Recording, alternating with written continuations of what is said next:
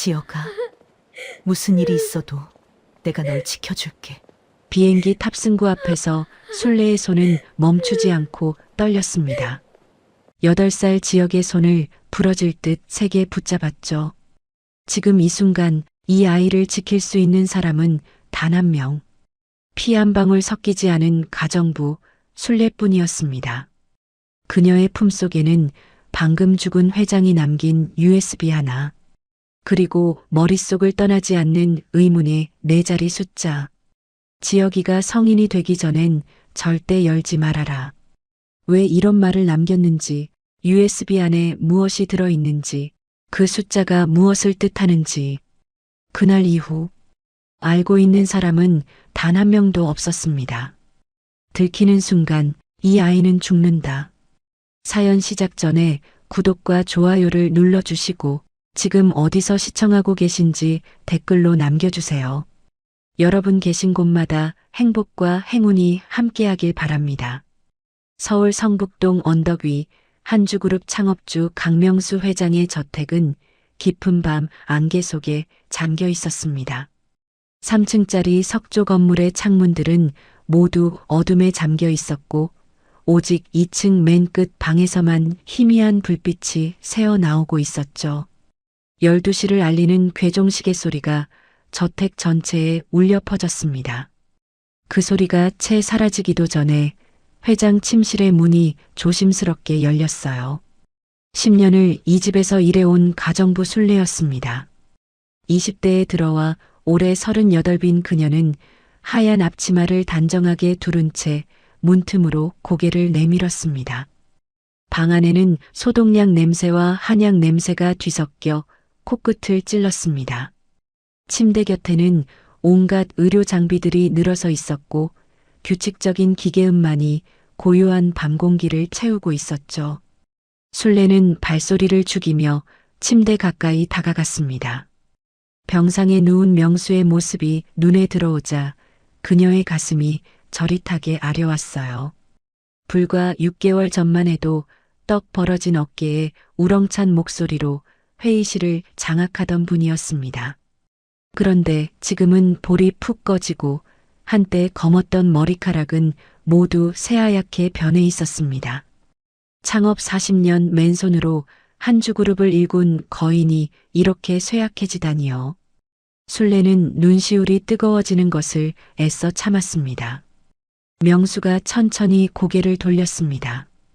움푹 들어간 눈가에는 깊은 그림자가 드리워져 있었지만 눈동자만큼은 여전히 맑고 또렷했어요. 순례 씨, 가까이 와요. 목소리는 갈라지고 힘이 없었습니다. 하지만 그 안에는 평생을 기업인으로 살아온 사람 특유의 단호함이 아직 남아 있었죠. 순례가 침대 곁에 무릎을 꿇자 명수는 마른 손으로 그녀의 손등을 덮었습니다. 한때 수백 명의 직원들과 악수를 나누던 손이 지금은 핏줄이 비치고 뼈만 앙상하게 남아 있었어요. 회장님, 손이 너무 차가우세요. 순례는 두 손으로 명수의 손을 감싸 쥐었습니다. 체온을 전해주고 싶었지만 병마에 지친 손은 좀처럼 따뜻해지지 않았어요.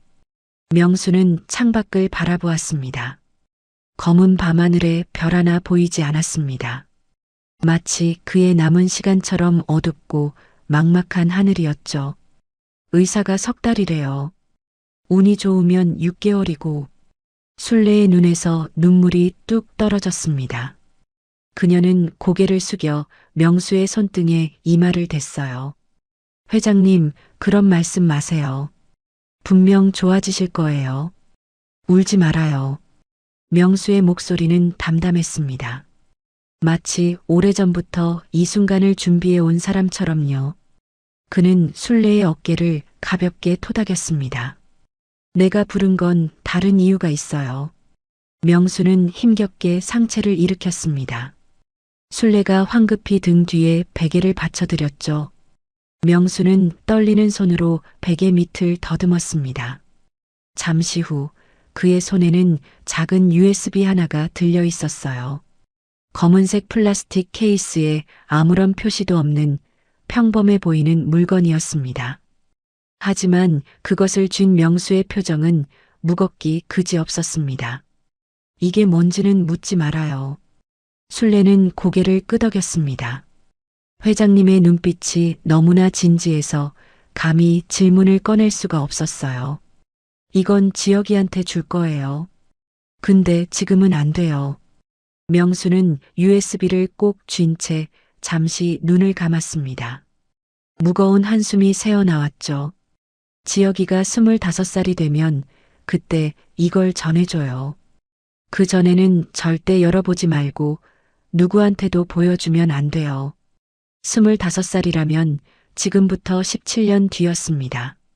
술래는 그 긴 세월을 생각하니 가슴이 먹먹해졌어요.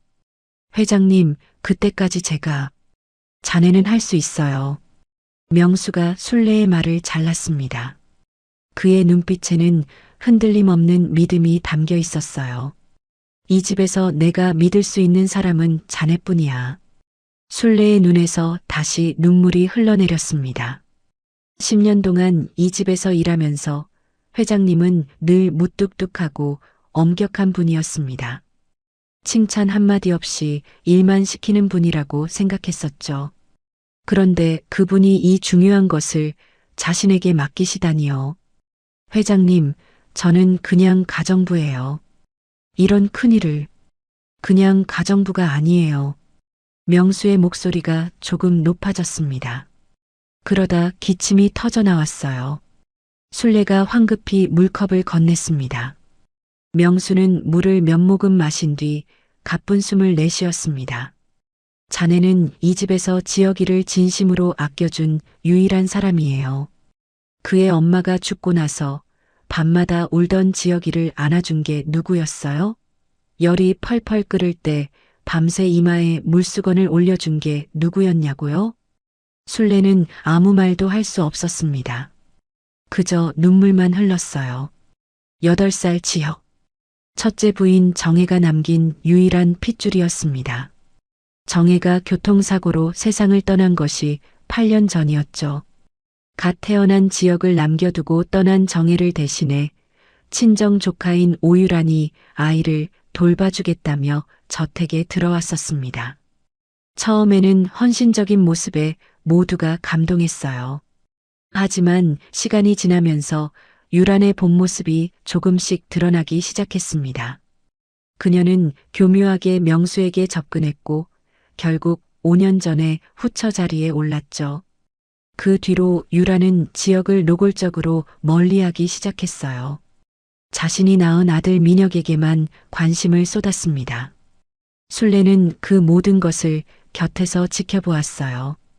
가정부 주제에 나설 수 없었지만 속으로 피눈물을 흘린 적이 한두 번이 아니었습니다. 지혁이를 살릴 수 있는 건 자네뿐이야. 명수의 목소리가 떨렸습니다. 평생 강철 같던 그분이 처음으로 약한 모습을 보이는 것 같았어요. 내가 죽고 나면 유란이가 뭔 짓을 할지 몰라요. 그 여자 눈에 지혁이는 눈엣 가시거든요.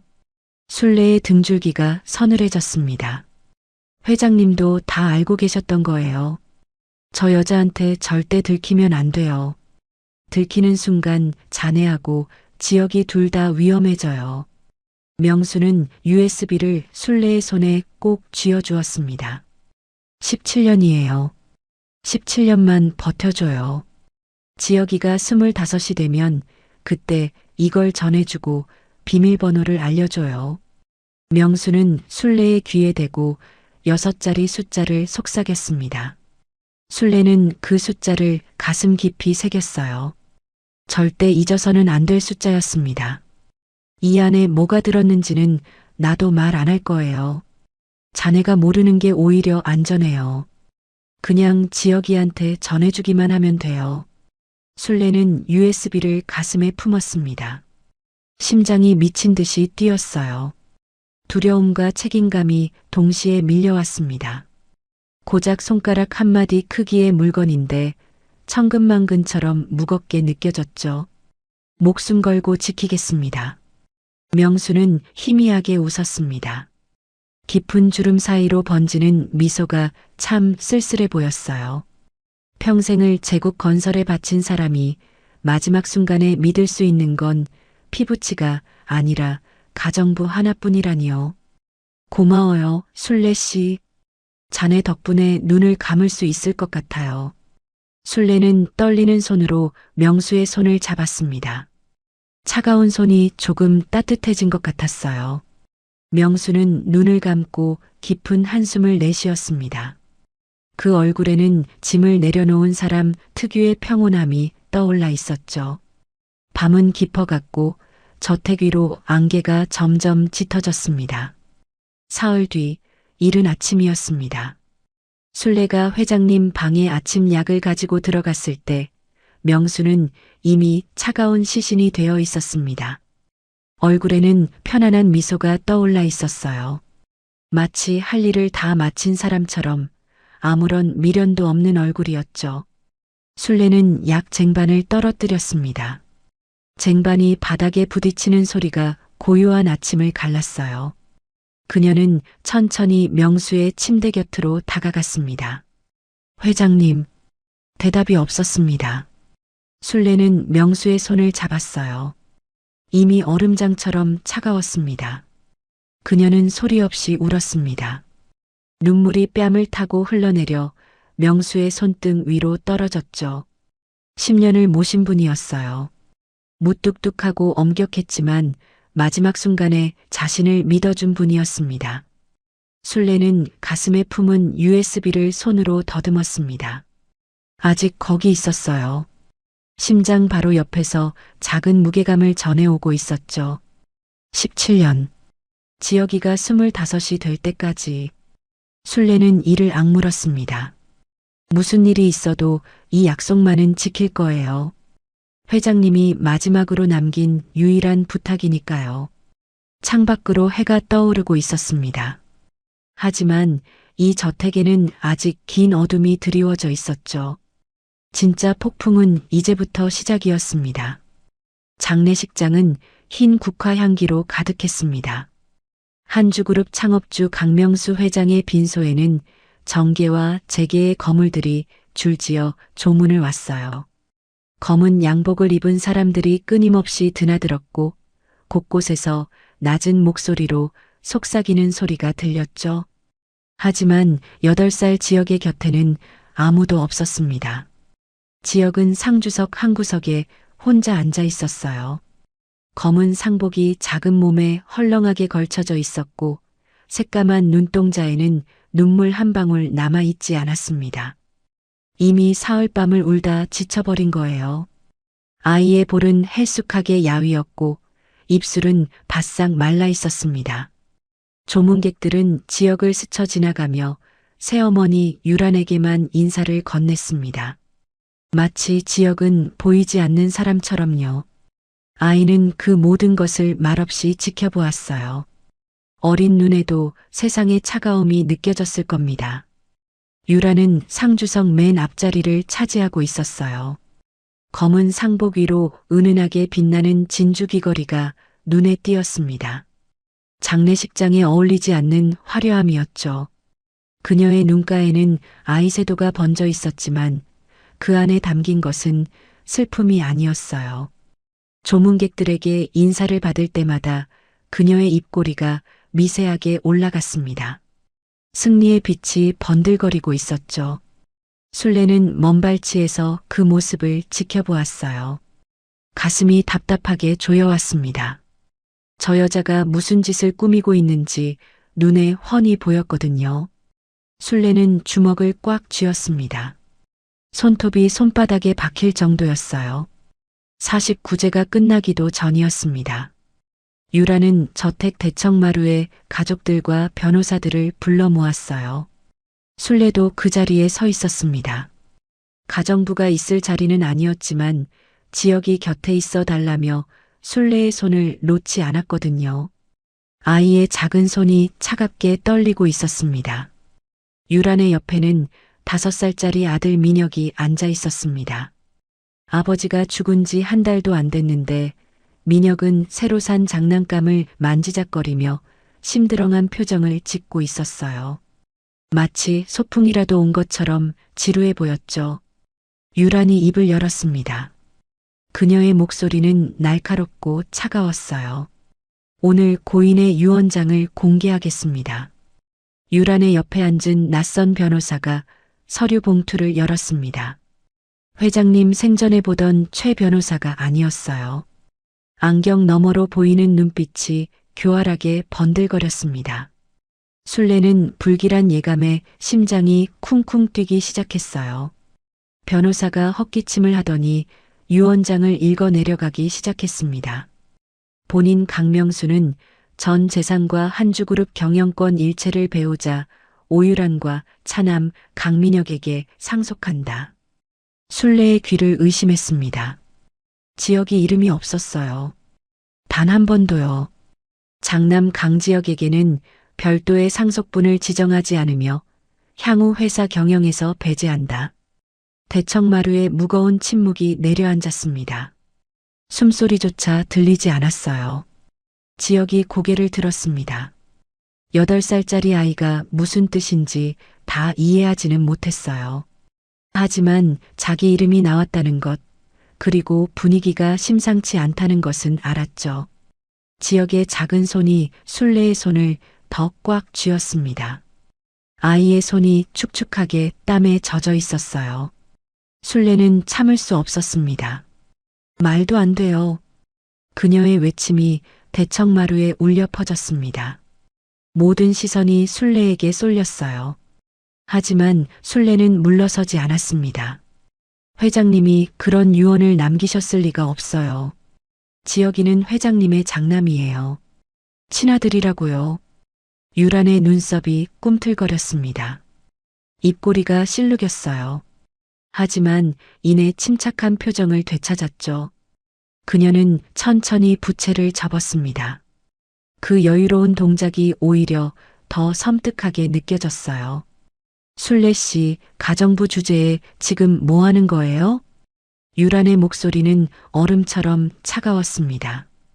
그녀의 눈빛이 술래를 향해 쏘아졌어요. 마치 벌레를 보는 것 같은 눈빛이었죠. 이건 법적으로 유효한 유언장이에요.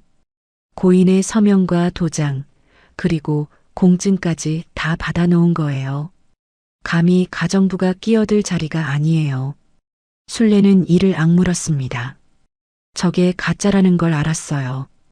회장님이 돌아가시기 전에 하신 말씀이 떠올랐거든요. 유란이 위험한 사람이라고 지역을 노린다고 하셨잖아요. 하지만 증거가 없었습니다. 회장님이 남긴 USB를 열어볼 수도 없었어요. 지역이 25이 될 때까지 기다리라고 하셨으니까요. 그 안에 뭐가 들었는지도 몰랐습니다. 유란이 자리에서 일어났습니다. 그녀는 천천히 지역 앞으로 다가왔어요. 높은 구두굽이 마룻바닥에 부딪히는 소리가 또각또각 울렸습니다. 그 소리가 지역의 심장을 짓누르는 것 같았어요. 유란이 허리를 숙여 지역의 눈높이에 맞췄어요. 입술에는 미소가 걸려 있었지만 눈빛은 차갑기 그지없었습니다. 지역아, 새엄마가 좋은 소식 하나 알려줄게. 지역은 대답하지 않았어요. 그저 술래의 손을 더 꽉 잡았을 뿐이었죠. 아이의 몸이 잔뜩 굳어 있었습니다. 너 해외로 유학 보내주기로 했어. 중국 산둥성에 좋은 학교가 있다고 하더라고. 유학이라는 말에 술래의 심장이 철렁 내려앉았습니다. 산둥성은 중국에서도 물가가 싸기로 유명한 지역이에요. 대도시도 아니고 유학지로는 전혀 어울리지 않는 곳이었죠. 유학이 아니라 추방이었습니다. 유란이 다시 술래를 향해 고개를 돌렸어요. 그녀의 입꼬리가 올라갔습니다. 그리고 술래 씨는 오늘부로 그만둬요.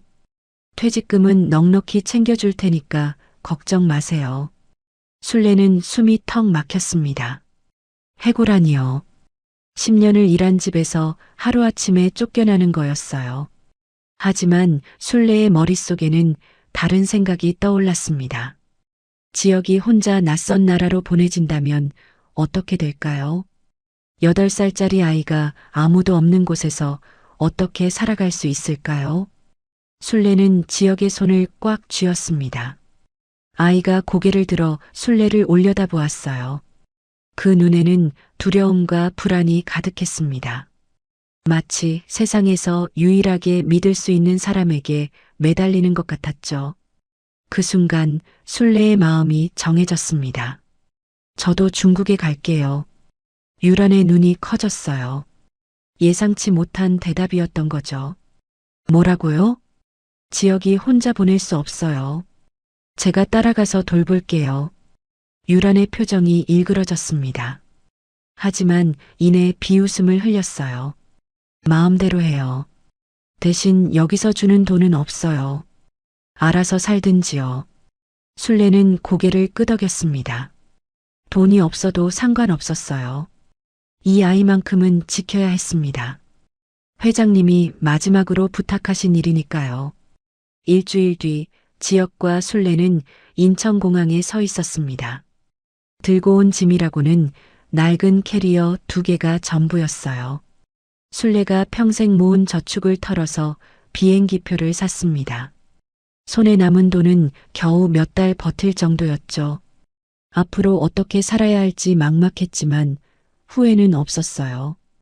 공항 출국장 앞에서 지역이 뒤를 돌아보았어요. 저 멀리 유리문 너머로 유란이 서 있었습니다. 그녀는 웃고 있었어요. 손까지 흔들며 배웅하는 척했죠. 그 미소가 얼마나 가증스러운지 순례는 치가 떨렸습니다. 지역의 눈에 눈물이 고였습니다. 8살짜리 아이가 감당하기에는 너무 큰 상실이었어요. 아버지를 잃고 집을 잃고 이제 나라까지 떠나야 했으니까요. 아이의 입술이 파르르 떨렸습니다. 순례가 지역의 어깨를 감싸 안았습니다. 울지 마, 지역아. 이모가 곁에 있을게. 절대 혼자 두지 않을게. 지역은 순례의 품에 얼굴을 묻었어요. 작은 어깨가 들썩들썩 떨렸습니다. 순례의 옷이 아이의 눈물로 젖어들었죠. 순례는 지역의 등을 토닥이면서 이를 악물었어요. 가슴에 품은 USB가 심장 옆에서 묵직하게 느껴졌습니다. 회장님이 남긴 마지막 희망이 거기 있었어요. 17년. 지역이가 25이 될 때까지 버텨야 해요. 그때까지 무슨 일이 있어도 이 아이를 지켜야 합니다. 비행기가 이륙하는 순간 순례는 창밖을 내다보았어요. 서울의 불빛들이 점점 작아지고 있었습니다. 저 아래 어딘가에 회장님의 무덤이 있었죠. 회장님, 지켜보세요. 반드시 지역이를 지킬게요. 순례는 조용히 다짐했습니다. 옆자리에서 지역이 순례의 손을 꼭 잡고 잠들어 있었어요. 창밖으로 한국 땅이 구름 아래로 사라져 갔습니다. 어둠 속으로 내던져진 두 사람의 기나긴 여정이 그렇게 시작되었습니다. 비행기에서 내린 순간 순례는 막막함에 다리가 풀릴 것 같았습니다. 산둥성 지난 공항은 인천공항과는 비교도 안 되게 낡고 허름했어요. 천장의 형광등은 깜빡거렸고 벽에는 누런 얼룩이 져 있었죠. 공항을 빠져나오자 매캐한 먼지 냄새가 코를 찔렀습니다. 거리에는 자전거와 오토바이가 뒤엉켜 달리고 있었고 알아들을 수 없는 중국어가 사방에서 쏟아졌어요. 순례는 지역의 손을 꼭 잡았어요. 8살 아이는 낯선 풍경에 겁먹은 표정으로 주위를 둘러보고 있었습니다.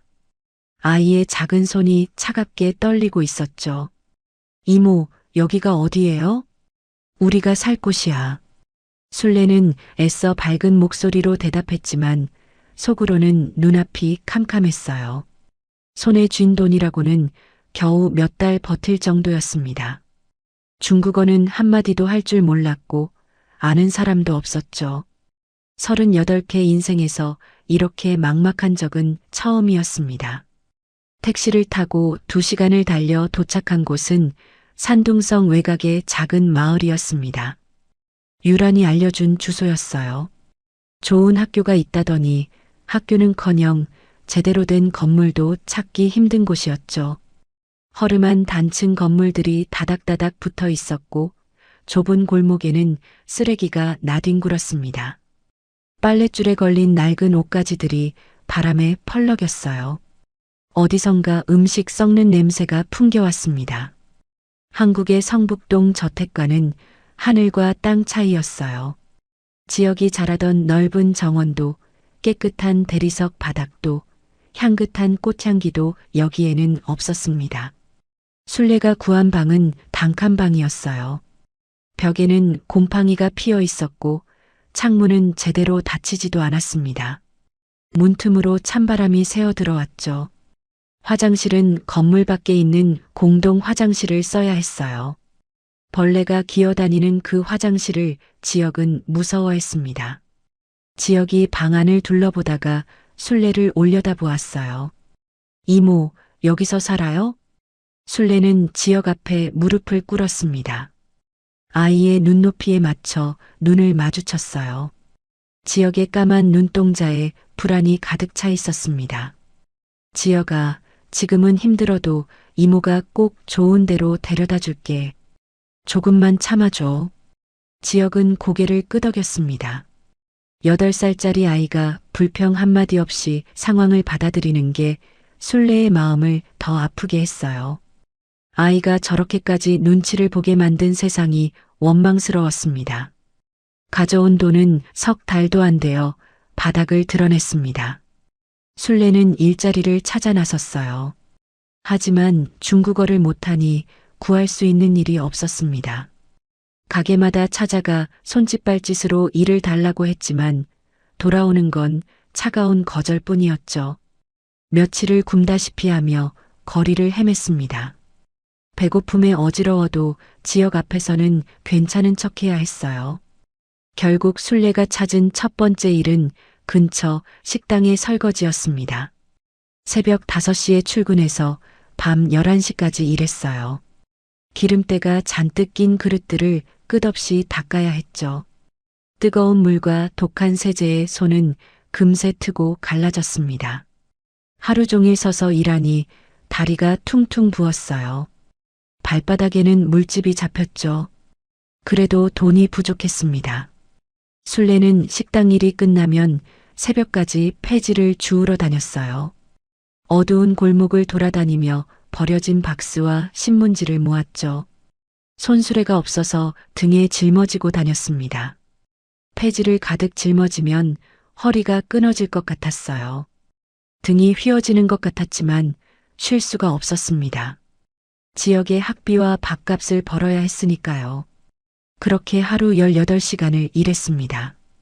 술래의 손은 온통 상처투성이가 되었어요. 물집이 잡혔다가 터지고 그 위에 또 물집이 잡혔죠. 손등에는 핏줄이 울퉁불퉁 솟아올랐습니다. 손톱은 갈라지고 까맣게 변했어요. 한때 저택에서 곱게 살림하던 손이 거친 노동자의 손으로 변해갔습니다. 어느 날 밤 지역이 잠결에 깨어났습니다. 희미한 촛불 아래에서 술래가 등을 돌리고 앉아 있었어요. 어깨가 들썩들썩 떨리고 있었습니다. 술래는 소리 없이 울고 있었죠. 다 헤어진 장갑을 벗어놓은 손에는 피멍이 시퍼렇게 들어 있었어요. 손가락 마디마디에 굳은 살이 박혀 있었습니다. 지역은 살금살금 일어나 술래의 등 뒤로 다가갔습니다. 그리고 술래의 상처투성이 손을 조심스럽게 잡았어요. 거칠어진 손이 아이의 손바닥에 까슬까슬하게 닿았습니다. 이모, 손이 많이 아파요? 술래가 화들짝 놀라 뒤를 돌아보았습니다. 눈가가 벌겋게 부어 있었어요. 지어가 깼어? 괜찮아. 이모는 괜찮아. 거짓말. 이모 울고 있었잖아요. 지역의 눈에도 눈물이 고였습니다. 술래는 급히 눈물을 닦고 억지 미소를 지었어요. 이모가 좀 피곤해서 그래. 걱정 마. 다 저 때문이에요. 저 때문에 이모가 고생하는 거잖아요. 지역의 목소리가 떨렸습니다. 술래는 지역을 꼭 끌어안았어요. 아이의 작은 몸에서 온기가 전해져 왔습니다. 무슨 소리야? 이모가 좋아서 하는 거야. 지혁이는 아무 잘못 없어. 그날 밤 지혁은 잠들지 않았습니다. 술래가 잠든 뒤에도 지혁은 어둠 속에서 눈을 뜨고 있었어요. 천장을 바라보며 이를 악물었죠. 8살짜리 아이의 마음속에 무언가가 자라나고 있었습니다. 분노였어요. 자신을 이 지경으로 만든 새어머니에 대한 분노, 그리고 아무것도 할 수 없는 자신에 대한 분노였죠. 언젠가 반드시 돌려주겠다. 지혁은 어둠 속에서 주먹을 꽉 쥐었습니다. 그때부터 지혁은 달라지기 시작했습니다. 학교에서 돌아오면 지혁은 시장으로 갔어요. 처음에는 그냥 구경만 했습니다. 상인들이 흥정하는 모습을 가만히 지켜보았죠. 중국어를 한마디도 몰랐지만 숫자만큼은 빠르게 익혔어요. 물건값이 오르고 내리는 것, 상인들이 어떻게 이익을 남기는지 눈으로 배웠습니다. 몇 달이 지나자 지혁은 시장의 규칙을 이해하기 시작했어요. 어떤 물건이 언제 싸지는지, 어떤 상인이 정직하고 어떤 상인이 속이는지 알게 되었죠. 환율이 변하면 물가가 어떻게 움직이는지도 감을 잡았습니다. 중국 돈과 한국 돈의 가치가 매일 달라진다는 것도 배웠어요. 8살짜리 아이가 어른들도 이해하기 힘든 시장의 흐름을 몸으로 익혀나갔습니다. 지역은 작은 장사도 시작했습니다. 시장에서 싸게 산 물건을 학교 친구들에게 조금 비싸게 팔았어요. 처음에는 푼돈이었지만 점점 요령이 생겼죠. 어떤 물건이 잘 팔리는지, 어떻게 말해야 사람들이 사는지 터득해 나갔습니다. 숫자에 대한 감각이 남다르다는 걸 지역 스스로도 느끼기 시작했어요. 어느 날 저녁 지역이 술래에게 작은 봉투를 내밀었습니다. 이모, 이거요. 봉투 안에는 주름진 지폐 몇 장이 들어 있었어요. 지역이 몇 달간 장사해서 모은 돈이었습니다. 지역아, 이게 뭐야? 제가 번 거예요. 많지는 않지만 이모 손 치료하는 데 쓰세요. 술래의 눈에서 눈물이 주르륵 흘러내렸습니다. 아이가 건넨 돈은 정말 얼마 되지 않았어요. 하지만 그 마음이 너무나 고마웠죠. 지혁아, 이모, 저 꼭 성공할 거예요. 그래서 이모한테 좋은 집 사드릴 거예요. 약속해요. 지혁의 눈빛이 단단했습니다. 8살 아이의 눈이라고 믿기 어려울 만큼 깊은 결의가 담겨 있었어요. 술래는 지혁을 꼭 끌어안았습니다. 가슴에 품은 USB가 심장 옆에서 묵직하게 느껴졌어요. 회장님이 남긴 희망이 거기 있었습니다. 지혁이 25이 될 때까지 17년. 아직 멀었지만 이 아이라면 반드시 해낼 수 있을 거예요. 술래는 확신했습니다. 밑바닥에서 시작한 두 사람의 고된 나날이 계속되었습니다. 하지만 지혁의 눈에서 빛은 점점 강해지고 있었어요. 어둠 속에서도 꺼지지 않는 불씨처럼요. 언젠가 이 아이가 한국 땅을 다시 밟을 날이 올 겁니다. 그날을 위해 술래는 오늘도 이를 악물었어요. 복수의 불씨가 조용히 그러나 뜨겁게 타오르고 있었습니다. 10년의 세월이 흘렀습니다. 중국 산둥성의 허름한 단칸방에서 시작한 삶은 여전히 고단했지만 지혁은 더 이상 8살 어린아이가 아니었어요. 18살이 된 지혁은 키가 훌쩍 커서 180cm가 넘었고 어깨도 떡 벌어졌습니다. 광대뼈가 도드라진 얼굴에는 소년의 흔적이 사라지고 성인의 날카로움이 자리 잡았죠. 하지만 무엇보다 달라진 건 그의 눈빛이었어요. 차갑고 날카로운 눈빛 속에는 세상을 꿰뚫어 보는 듯한 깊이가 담겨 있었습니다. 어린 시절의 두려움은 온데간데 없이 사라졌어요. 지혁은 낮에는 대학에서 경제학을 공부하고 밤에는 시장에서 장사를 했습니다. 어릴 때부터 시장 바닥에서 굴러온 경험이 피가 되고 살이 되었어요. 숫자를 다루는 감각은 누구에게도 뒤지지 않았죠. 환율이 어떻게 움직이는지, 물가가 언제 오르고 내리는지 몸으로 터득한 지식이었습니다. 그러던 어느 날 지역의 인생을 바꿀 기회가 찾아왔습니다. 시장에서 10년 넘게 알고 지낸 중국인 상인 왕 사장이 지역에게 말했어요. 왕 사장은 젊은 시절 홍콩에서 금융 일을 했던 사람이었습니다. 자네 숫자 감각이 보통이 아니야. 여기서 썩히기엔 아깝다고. 홍콩에 가면 돈을 굴릴 수 있는 방법이 있어. 홍콩. 아시아 금융의 심장이라 불리는 곳이었습니다. 지역의 눈이 번뜩였어요. 심장이 쿵쿵 뛰기 시작했습니다. 어떤 방법인데요? 장외 주식 거래야. 정식 증권 거래소를 통하지 않고 개인끼리 주식을 사고 파는 거지. 위험하지만 감각이 있으면 큰 돈을 벌 수 있어. 지역은 며칠을 고민했습니다. 위험한 도박이었어요. 한번 잘못되면 가진 것을 모두 잃을 수 있었습니다. 하지만 이대로 시장에서 푼돈이나 벌어서는 평생이 걸려도 한국에 돌아갈 수 없었어요. 새어머니 유란에게 복수하는 건 꿈도 못 꿀 일이었죠. 순례에게는 차마 말할 수 없었습니다. 이모는 여전히 식당에서 일하며 지역의 학비를 대고 있었어요. 48이 된 순례의 손은 더 거칠어지고 허리는 굽어가고 있었습니다.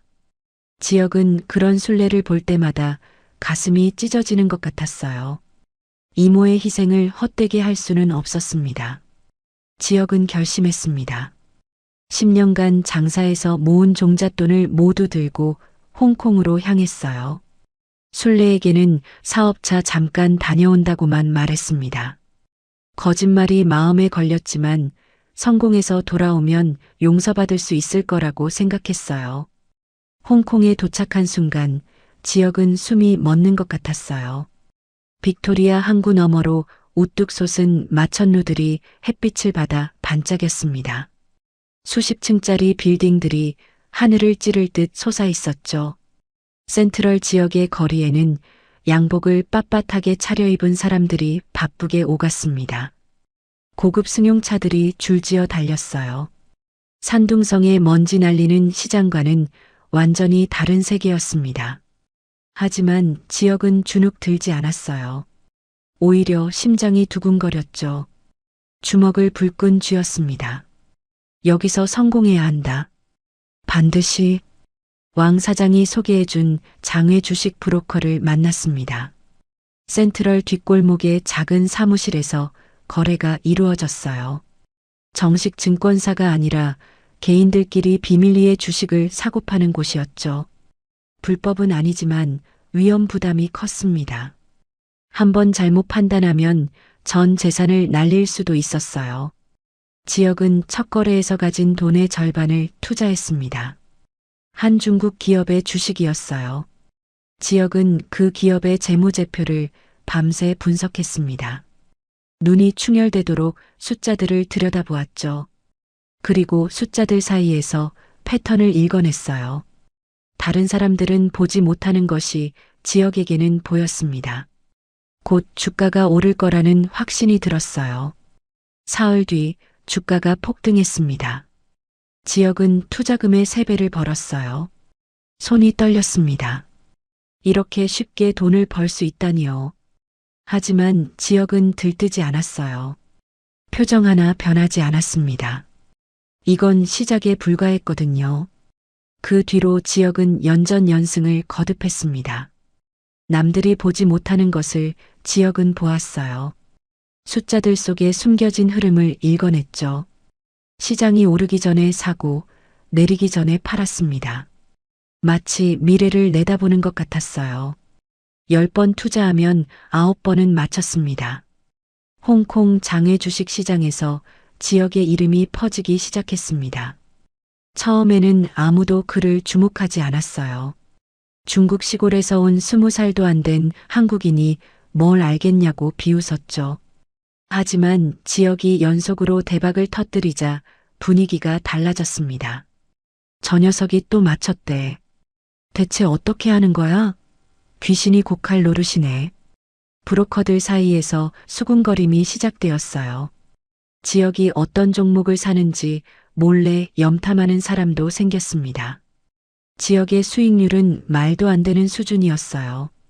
1년 만에 투자금을 10배로 불렸습니다. 전문 투자자들도 혀를 내둘렀죠. 어느 날 홍콩 센트럴의 유명한 금융인이 지역을 찾아왔습니다. 고급 양복에 롤렉스 시계를 찬 중년 남자였어요. 고급 향수 냄새가 진하게 풍겼죠. 자네가 그 한국에서 온 젊은이인가? 지역은 고개를 끄덕였습니다. 자네 실력이 대단하더군. 나랑 같이 일해보지 않겠나? 내 돈을 굴려주면 수익의 30%를 주지. 지역은 잠시 생각했어요. 그리고 고개를 저었습니다. 감사하지만 사양하겠습니다. 저는 제 방식대로 할 겁니다. 남자는 어이없다는 표정을 지었지만 지역의 눈빛을 보고는 더 이상 말하지 않았어요. 그 눈빛에는 흔들림이 없었거든요. 돈에 휘둘리는 눈이 아니었습니다.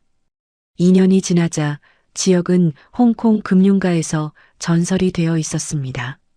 사람들은 그를 코리아 갓 제임스라고 불렀어요. 한국에서 온 신의 손이라는 뜻이었죠. 지역이 투자하는 종목은 반드시 오른다는 소문이 퍼졌습니다. 큰 손들이 지역의 움직임을 주시했어요. 20살이 된 지역은 이미 억 단위의 자산을 굴리고 있었습니다. 하지만 지역은 사치를 부리지 않았어요. 여전히 작은 원룸에서 살았고 비싼 옷도 사지 않았습니다. 번 돈은 대부분 순례에게 보냈어요. 산둥성에 작은 집을 사들이고 더 이상 일하지 말라고 했죠. 순례는 지역이 보내준 돈을 받고 펑펑 울었습니다. 믿기지 않았어요. 지역아, 이게 다 무슨 돈이야? 혹시 나쁜 짓 한 거 아니지? 전화기 너머로 지역의 웃음소리가 들렸어요. 이모, 걱정 마세요. 저 이제 돈 많이 벌어요. 합법적으로요. 이모는 이제 쉬세요. 그동안 너무 고생하셨잖아요. 순례는 한참을 울었습니다. 그 어린 것이 이렇게 컸구나. 가슴에 품은 USB가 떠올랐어요. 회장님이 맡긴 것을 아직 지역에게 전하지 못했습니다. 25이 되면 주라고 하셨으니까요. 아직 5년이 남았어요. 지역은 홍콩에서 세력을 키워나갔습니다. 단순히 돈만 버는 게 아니었어요. 금융계 인맥을 쌓았습니다. 은행가, 변호사, 회계사들과 관계를 맺었죠. 언젠가 한국에 돌아갈 나를 위해 착착 준비를 해나갔어요. 모든 것이 계획대로였습니다. 가끔 밤에 홍콩의 야경을 바라보며 지역은 생각했습니다. 한국에 두고 온 것들이 떠올랐어요. 아버지의 쓸쓸한 무덤, 빼앗긴 회사, 그리고 자신을 내쫓은 새어머니 유란의 얼굴. 분노가 치밀어 올랐지만 지역은 이를 악물고 참았습니다. 아직 때가 아니야. 더 강해져야 해. 더 많은 돈이 필요해. 코리아 갓 제임스? 지옥 같은 곳에서 올라온 천재. 그 이름이 아시아 금융가에 전설처럼 퍼져나가고 있었습니다. 홍콩의 밤하늘 아래 반짝이는 불빛들을 바라보며 지역은 조용히 중얼거렸어요. 기다려라. 반드시 돌아간다. 정작 그 이름의 주인공은 복수의 칼날을 조용히 갈고 있었습니다. 한국으로 돌아갈 그날을 기다리면서요. 그날이 오면 빼앗긴 모든 것을 되찾을 겁니다. 지역이 25살이 되던 해 봄이었습니다. 홍콩 센트럴의 고층 오피스텔에서 지역은 창밖을 바라보고 있었어요. 빅토리아 항구 위로 아침 해가 떠오르고 있었습니다. 황금빛 햇살이 바다 위에 부서지며 반짝였죠. 지역은 커피잔을 손에 쥔 채 조용히 그 광경을 바라보았어요. 오늘이 그날이었습니다. 아버지가 돌아가신 지 정확히 17년이 되는 날이었죠. 이제 홍콩 금융가에서 지역을 모르는 사람은 없었습니다. 사람들은 그를 미스터 혁이라고 불렀어요. 투자의 귀재, 숫자의 마술사라는 별명이 따라다녔죠. 25이라는 젊은 나이에 수백억 원의 자산을 굴리는 그를 보며 사람들은 혀를 내둘렀습니다. 미스터 혁이 사는 종목은 반드시 오른다는 소문이 돌았어요. 전화벨이 울렸습니다. 술래였어요. 지여가 이모야. 시간 있니? 술래의 목소리가 평소와 달랐습니다. 떨리는 것 같기도 하고 긴장한 것 같기도 했어요. 지역은 직감적으로 알았습니다. 중요한 일이 있다는 것을요. 네, 이모. 무슨 일이세요? 너한테 줄 게 있어. 오늘 꼭 만나야 해. 이모가 17년 동안 기다려온 날이야. 지역은 곧바로 비행기를 탔습니다. 홍콩에서 산둥성까지 2시간 남짓이었어요. 비행기 안에서 지역은 창밖만 바라보았습니다. 구름 사이로 햇빛이 쏟아지고 있었죠.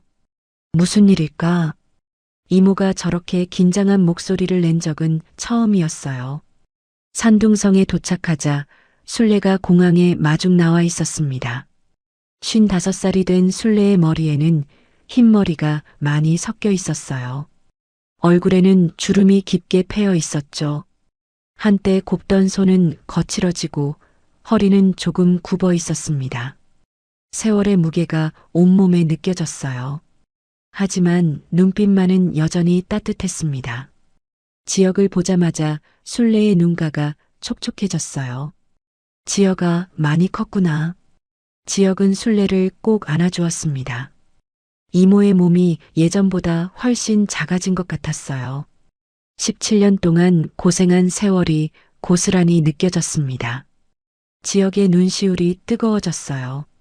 이모, 건강하셨어요? 응, 이모는 괜찮아. 내가 보내주는 돈 덕분에 편하게 살고 있어. 술래가 사는 작은 집으로 갔습니다.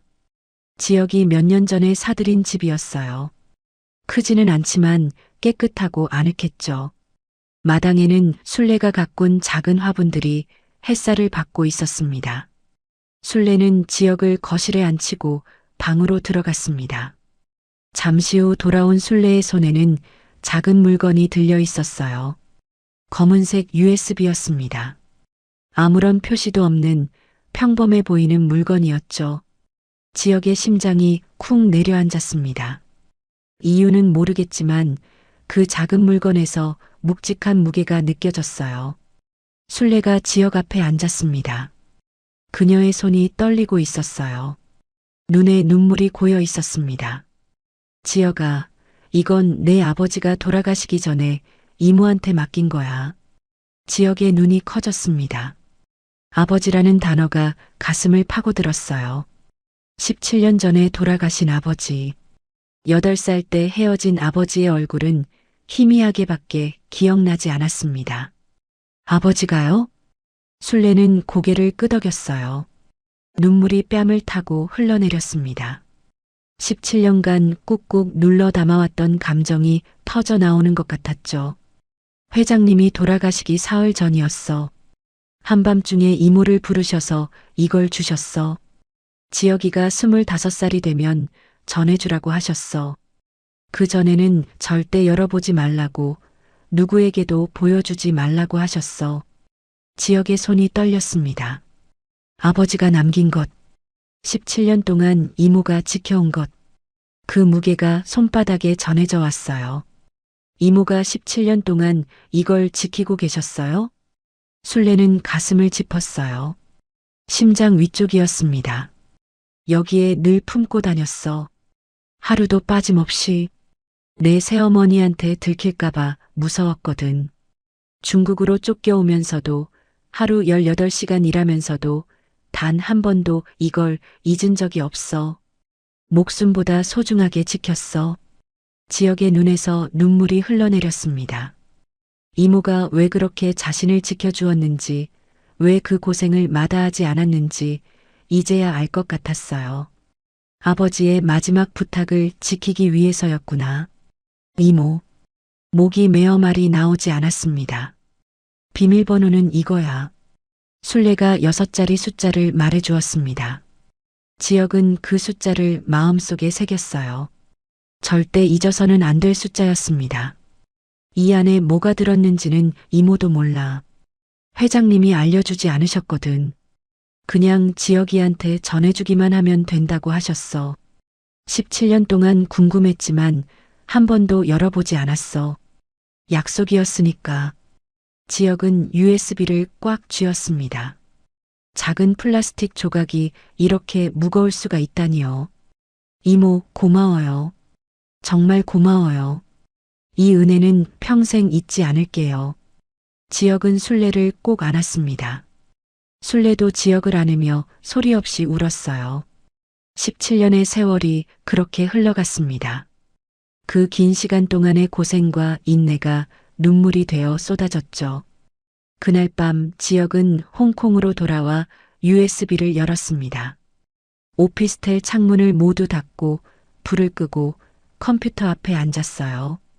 떨리는 손으로 비밀번호를 입력했습니다. 6자리 숫자, 순례가 알려준 그 숫자를요. 화면에 폴더들이 나타났습니다.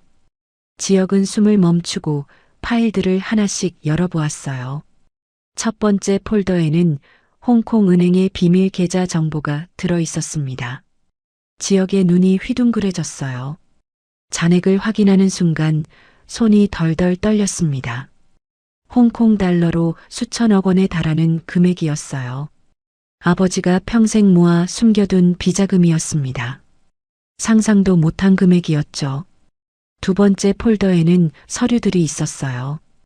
오유란이 위조한 문서들의 증거였습니다. 가짜 이사회 문서, 위조된 주주 서명, 불법으로 만들어진 도장들, 그리고 가장 결정적인 것, 아버지가 남긴 진짜 유언장의 사본이었어요. 거기에는 분명하게 적혀 있었습니다. 모든 재산과 경영권은 장남 강지역에게 상속한다고요. 지역은 모니터 앞에서 한참을 멍하니 앉아 있었습니다. 아버지가 이런 것을 준비해 두셨구나.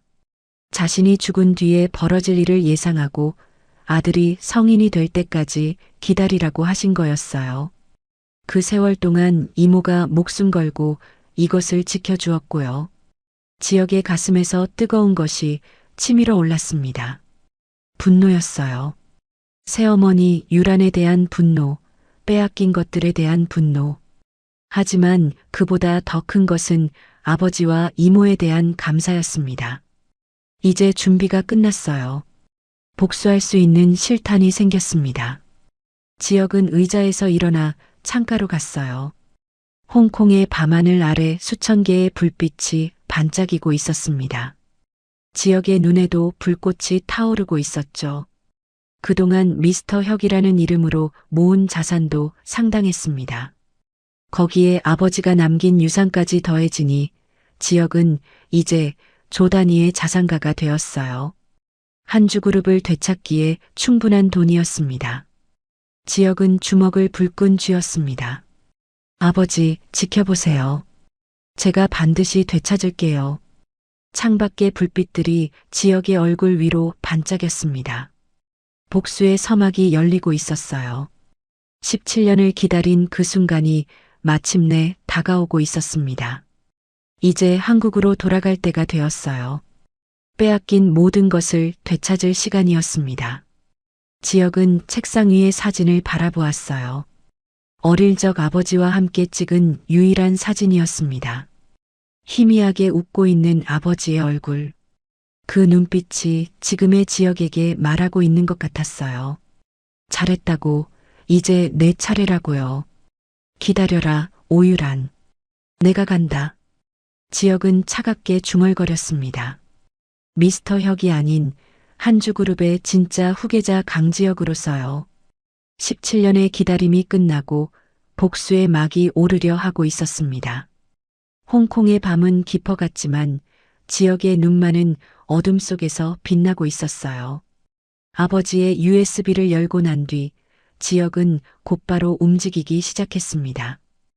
홍콩 센트럴의 고층 빌딩에 자리 잡은 지역의 사무실에는 밤낮 없이 불이 켜져 있었어요. 지역은 컴퓨터 앞에 앉아 한주그룹에 대한 모든 자료를 분석했습니다. 재무제표, 주주 현황, 경영진 구성, 자회사 현황까지 17년 동안 한주그룹이 어떻게 변했는지 샅샅이 파헤쳤죠. 커피잔이 책상 위에 쌓여갔어요. 잠을 잊은 지 며칠째였습니다. 하지만 지역의 눈은 피로 대신 불꽃으로 타오르고 있었어요. 분석 결과는 충격적이었습니다. 아버지가 평생을 바쳐 일군 한주그룹이 엉망이 되어 있었어요. 유랑과 그녀의 아들 민혁이 회사를 물려받은 뒤로 상황이 계속 나빠지고 있었습니다.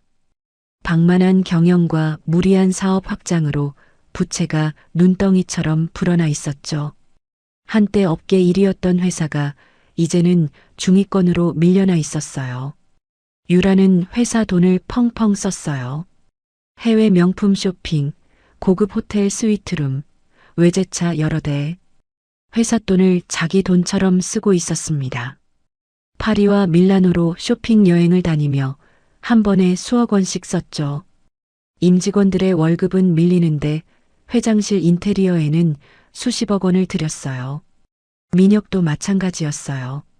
22이 된 민혁은 유흥업소를 전전하며 돈을 물쓰듯 했죠. 고급 외제차를 한 달에 한 대씩 바꿨고 도박에도 손을 댔습니다. 회사 경영에는 관심도 없었어요. 이사회의 얼굴조차 비추지 않았죠. 주가는 바닥을 기고 있었어요. 17년 전 아버지가 돌아가셨을 때와 비교하면 3분의 1 토막이 나 있었습니다. 투자자들의 신뢰는 땅에 떨어졌고 언제 부도가 나도 이상하지 않은 상황이었죠. 증권가에서는 한주그룹을 좀비 기업이라고 부르기도 했어요. 지역의 입가에 차가운 미소가 떠올랐습니다. 잘 됐군. 이 상태라면 더 쉽겠어. 지역은 홍콩에 페이퍼 컴퍼니를 여러 개 설립했습니다. 페이퍼 컴퍼니란 실제로 사업을 하지 않고 서류상으로만 존재하는 회사를 말해요. 지역은 이 회사들을 통해 자신의 정체를 숨긴 채 한주그룹의 주식을 사들이기 시작했습니다. 미스터 혁이라는 이름으로 홍콩 금융가에서 쌓아온 인맥이 큰 도움이 되었어요. 은행가들과 변호사들이 지역의 계획에 기꺼이 협력했죠. 그들도 이 거래에서 큰 수익을 얻을 수 있었으니까요. 지역의 실력을 익히 알고 있는 그들이었습니다. 주식 매입은 조용히 하지만 빠르게 진행되었습니다. 지역은 한 번에 많은 양을 사지 않았어요. 그러면 시장에서 눈에 띄니까요. 대신 조금씩 꾸준히 여러 페이퍼 컴퍼니를 통해 분산 매입했습니다. 마치 물이 스며들듯이 한주그룹의 지분이 지역의 소나기로 들어왔어요. 누구도 눈치채지 못하게 소리 없이 잠식해 나갔죠. 6개월이 지나자 지역이 확보한 지분은 20%를 넘어섰습니다. 유랑과 민혁은 까맣게 모르고 있었어요. 그들은 여전히 사치와 향락에 빠져 있었죠. 회사 주가가 조금씩 오르는 것도 그냥 시장 상황이 좋아진 거라고 생각했습니다. 오히려 기분 좋게 여기며 더 많은 돈을 뽑아 썼어요. 하지만 실상은 달랐어요. 지역이 주식을 대량으로 매입하면서 주가가 올라간 거였죠. 그리고 그 주식의 진짜 주인이 누구인지 유라는 상상조차 하지 못하고 있었습니다. 어느 날 밤 지역은 홍콩 사무실에서 한국 쪽 뉴스를 보고 있었어요. 화면에 유란의 얼굴이 나왔습니다. 한주그룹 회장으로서 어떤 자선 행사에 참석한 모양이었어요. 화려한 드레스를 입고 환하게 웃고 있었죠. 목에는 다이아몬드 목걸이가 반짝이고 있었어요. 마치 세상을 다 가진 것 같은 표정이었습니다. 주먹이 저절로 쥐어졌습니다. 손톱이 손바닥에 박힐 정도였죠. 17년 전 그날이 떠올랐어요. 그리고 이모 순례가 피멍든 손으로 폐지를 줍던 모습까지 모든 것이 생생하게 떠올랐습니다.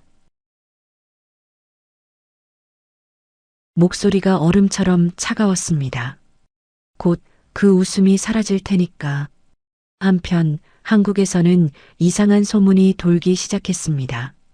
한주그룹 주식을 누군가 대량으로 사들이고 있다는 거였어요.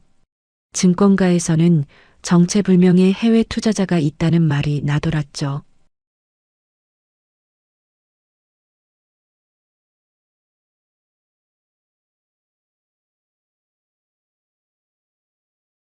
알아내요. 당장 누구든 간에 내 회사에 손 떼는 건 용서 못해요. 유라는 불안했어요. 누군가 자신의 자리를 노리고 있다는 느낌이 들었거든요. 하지만 아무리 조사해도 그 해외 투자자의 정체는 밝혀지지 않았습니다. 미스터 혁이라는 이름조차 한국에는 알려지지 않게 조심했죠. 지금은 그림자처럼 움직여야 할 때였습니다. 9개월이 지나자 지역의 지분은 30%를 돌파했어요. 유란이 가진 지분이 35%였으니 거의 대등한 수준이 된 거죠. 하지만 지역은 여기서 멈추지 않았습니다. 더 확실한 우위를 점해야 했어요. 압도적인 차이로 이겨야 했습니다. 그러던 중 결정적인 기회가 찾아왔습니다. 한주그룹의 주요 거래처가 부도를 맞은 거예요. 하루 만에 20%가 빠졌죠. 시장은 공포에 휩싸였습니다. 유라는 패닉에 빠졌습니다. 어떻게 된 거야? 주가가 왜 이렇게 떨어지는 거야? 그녀는 비명에 가까운 소리를 질렀어요. 회장실에서 물건을 집어던지며 화를 냈죠. 하지만 이미 늦었습니다. 투자자들은 앞다투어 주식을 팔아치웠고 주가는 끝없이 떨어졌어요. 바로 그때 지역이 움직였습니다. 떨어지는 주식을 미친 듯이 쓸어 담았어요. 남들이 공포에 질렵할 때 지역은 담담하게 샀습니다. 이것이야말로 절호의 기회였거든요. 지역의 손은 키보드 위에서 쉴 새 없이 움직였어요.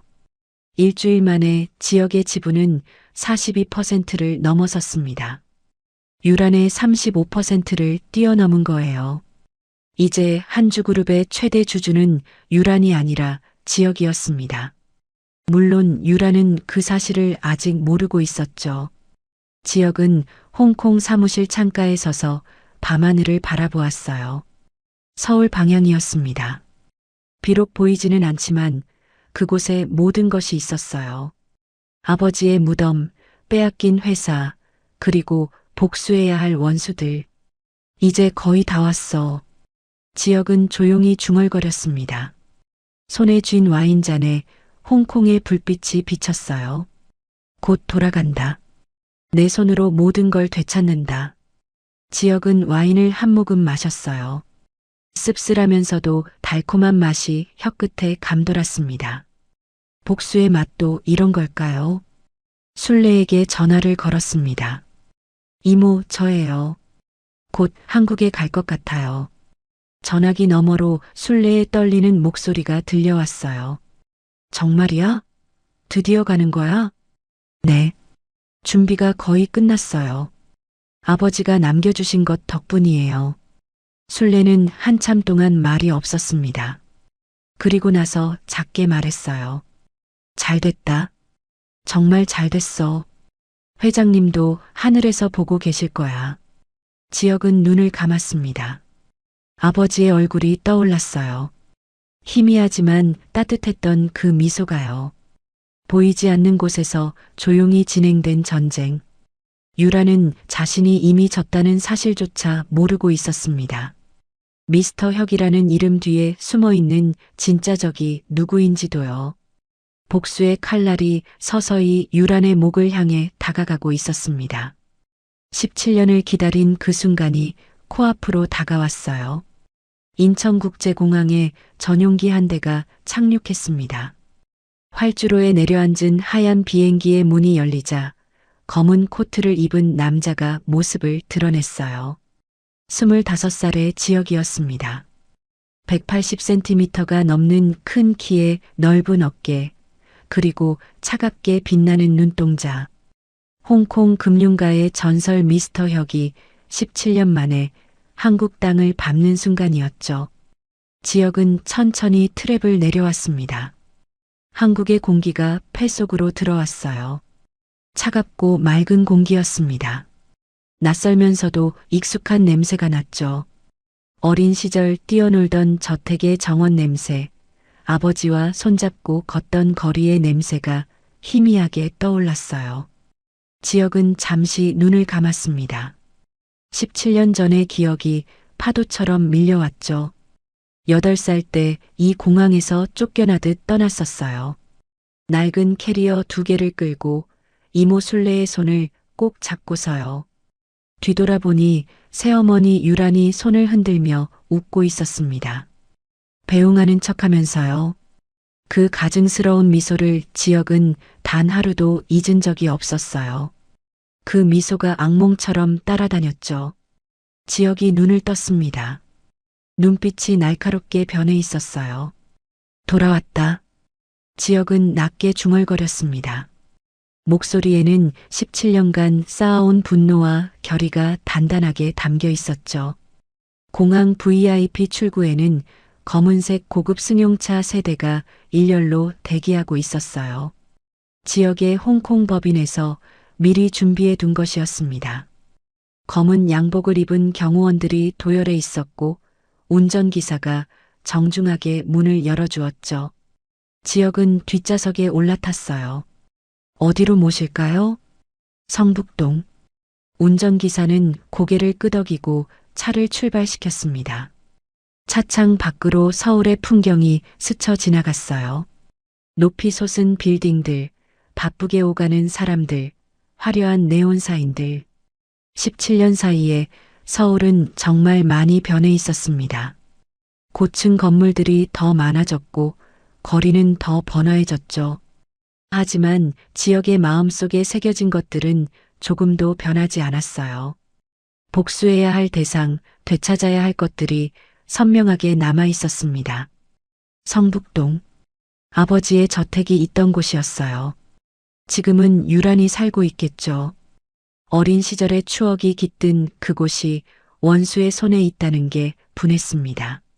하지만 지역이 먼저 가려는 곳은 그곳이 아니었어요. 차는 성북동을 지나 한적한 언덕 위로 올라갔어요. 잘 정돈된 묘지가 나타났습니다. 아버지 강명수 회장의 묘소가 있는 곳이었죠. 지역은 차에서 내렸습니다.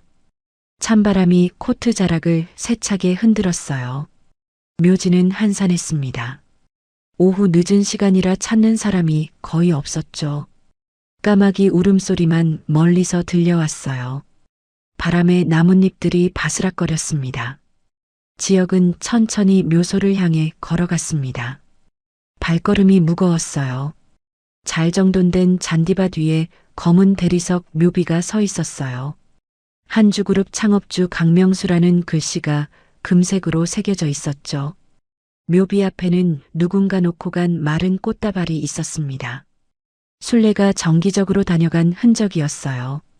17년 동안 단 한 번도 거르지 않았다고 했죠. 지역은 묘비 앞에 멈춰 섰습니다. 가슴이 먹먹해졌어요. 코끝이 시큰거렸습니다. 17년 만에 아버지를 만나는 거였어요. 8살 때 장례식에서 본 게 마지막이었죠. 그때는 너무 어려서 제대로 슬퍼하지도 못했어요. 무슨 일이 벌어지는지도 제대로 이해하지 못했습니다. 지역은 무릎을 꿇었습니다. 차가운 땅이 바지를 적셨지만 신경 쓰지 않았어요. 두 손을 모으고 고개를 숙였습니다. 아버지 왔어요. 목소리가 떨렸어요. 눈에서 뜨거운 것이 흘러내렸습니다. 지역은 평소에 절대 울지 않는 사람이었어요.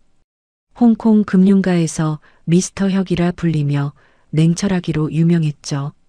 어떤 상황에서도 표정 하나 변하지 않는다고 했어요. 수십억 원이 오가는 거래에서도 눈 하나 깜짝하지 않았습니다. 하지만 지금 이 순간만큼은 참을 수가 없었어요. 늦어서 죄송해요. 17년이나 걸렸어요. 지역은 한참 동안 말을 잇지 못했어요. 억눌렀던 감정이 한꺼번에 터져 나왔습니다. 어깨가 들썩였죠. 이모가 아버지 유품을 잘 지켜줬어요. 목숨 걸고 지켜줬어요. 17년 동안 한시도 놓지 않았어요. 덕분에 준비를 다 마쳤어요. 이제 아버지가 만드신 회사를 되찾을 거예요. 그 여자한테서요. 지역은 고개를 들어 하늘을 바라보았어요. 흐린 하늘 사이로 햇빛이 살짝 비쳤습니다. 마치 아버지가 대답이라도 해주는 것 같았죠. 괜찮다고, 잘했다고 말해주는 것 같았어요. 지켜봐 주세요, 아버지.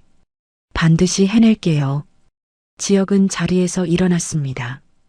눈물을 닦고 표정을 가다듬었어요. 다시 차갑고 단단한 얼굴로 돌아왔습니다. 미스터 혁의 얼굴로요.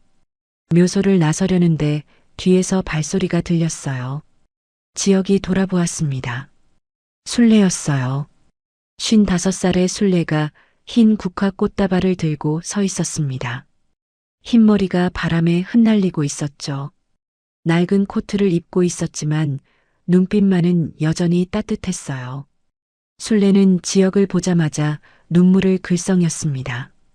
지역아, 이모. 두 사람은 말없이 서로를 안았어요. 17년의 세월이 그 포옹 안에 담겨 있었습니다. 산둥성의 허름한 단칸방에서 시작된 고난의 시간들, 새벽부터 밤까지 일하며 버텼던 날들, 폐지를 주우며 지새운 밤들. 그 모든 것이 눈물이 되어 흘러내렸어요. 잘 왔어. 정말 잘 왔어. 회장님도 기뻐하실 거야. 순례의 목소리가 떨렸습니다. 이모 덕분이에요. 이모가 아니었으면 여기까지 못 왔어요. 평생 갚아도 모자랄 은혜예요. 지역도 목이 메었어요. 두 사람은 함께 아버지 묘소에 꽃을 바쳤습니다. 나란히 무릎을 꿇고 절을 올렸어요. 차가운 바람이 불어왔지만 두 사람의 마음은 따뜻했습니다. 묘소를 나선 뒤 지역은 순례와 함께 차에 올랐어요. 이모, 이제 어떻게 할 건지 말씀드릴게요. 지역은 서류 가방에서 문서들을 꺼냈습니다. 모레 한주그룹에서 투자 설명회가 있어요. 회사가 자금난에 빠져서 해외 투자자를 찾고 있거든요. 유란이 직접 나서서 투자자를 구한다고 하더라고요. 순례는 긴장된 표정으로 들었어요. 거기에 제가 갈 거예요. 미스터 혁이라는 이름으로요. 홍콩의 투자자로서요. 그 여자는 제가 누군지 모를 거예요. 17년 전에 쫓아낸 8살짜리 아이가 이렇게 변했을 줄은 상상도 못하겠죠. 지역의 눈빛이 차갑게 빛났어요. 투자하는 척 접근해서 완전히 무너뜨릴 거예요. 주주총회에서 경영권을 빼앗고 아버지의 진짜 유언장을 공개할 거예요. 순례는 지역의 손을 꽉 잡았어요.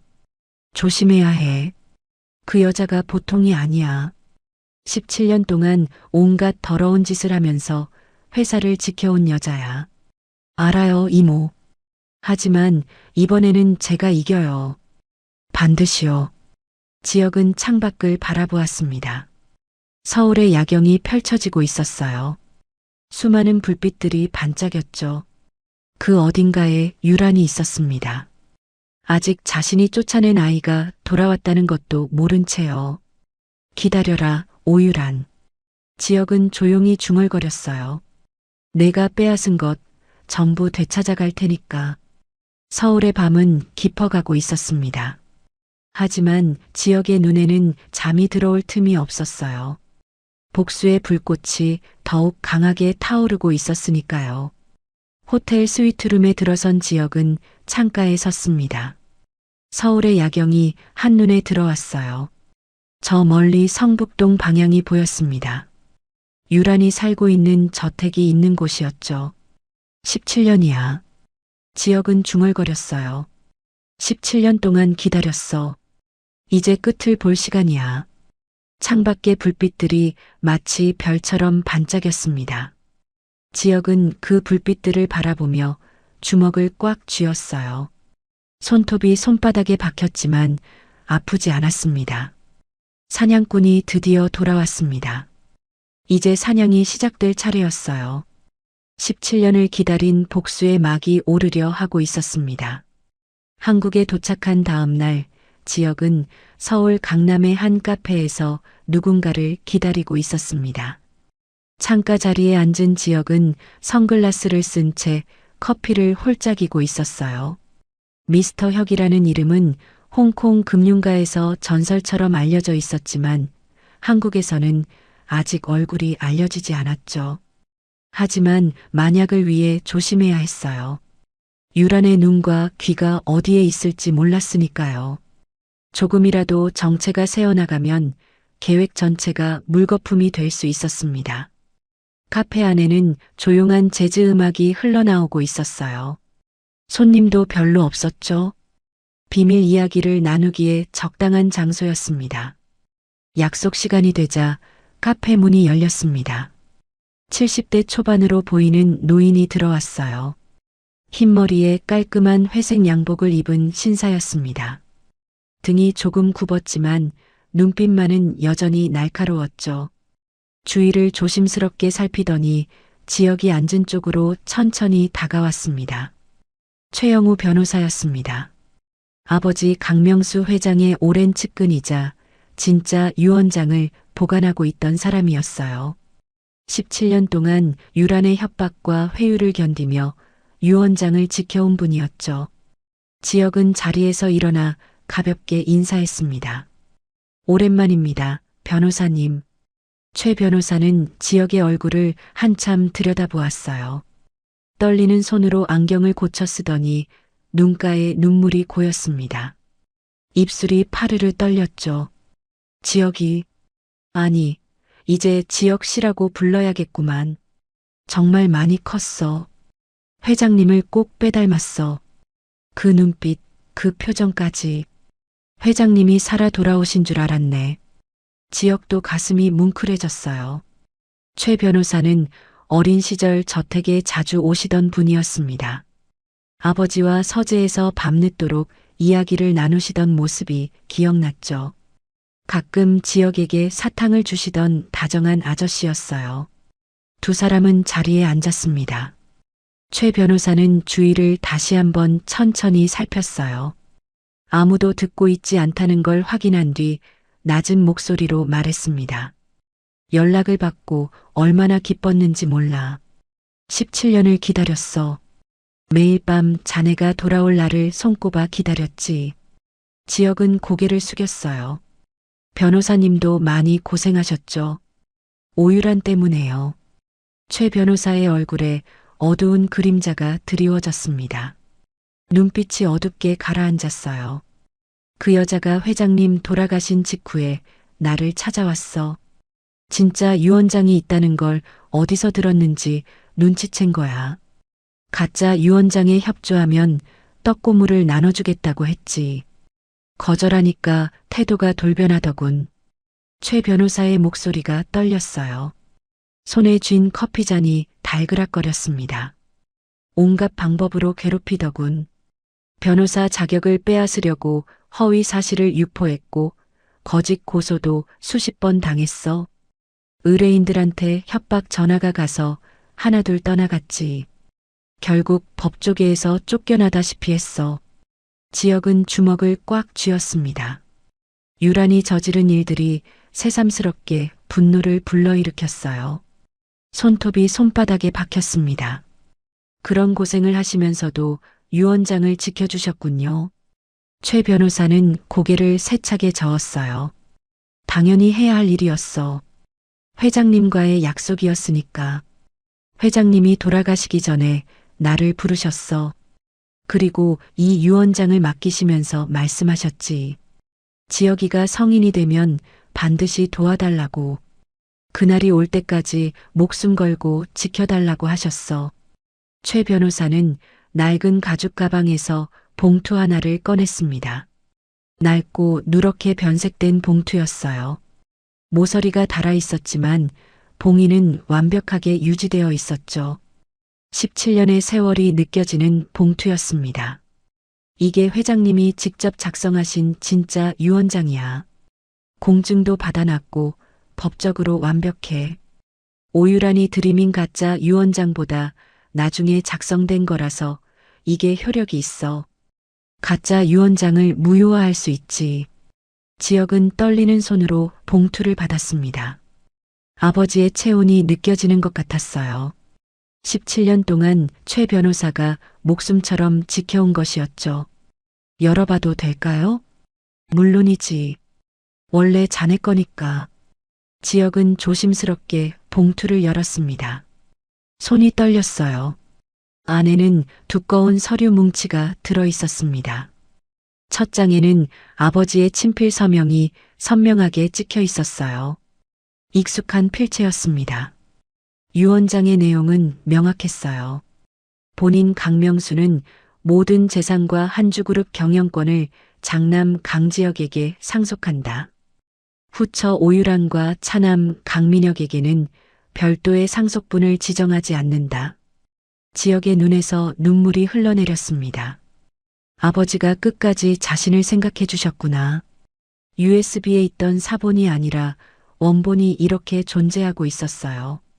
유언장 뒷부분에 이유도 적혀 있어. 최 변호사가 말했습니다. 지역은 다음 장을 넘겼어요. 아버지의 친필 메모가 있었습니다. 글씨가 조금 흐트러져 있었어요. 아마 병중에 쓰신 것 같았죠. 나는 오유란을 믿을 수 없다. 그녀가 나에게 접근한 것은 재산 때문이었음을 뒤늦게 알았다.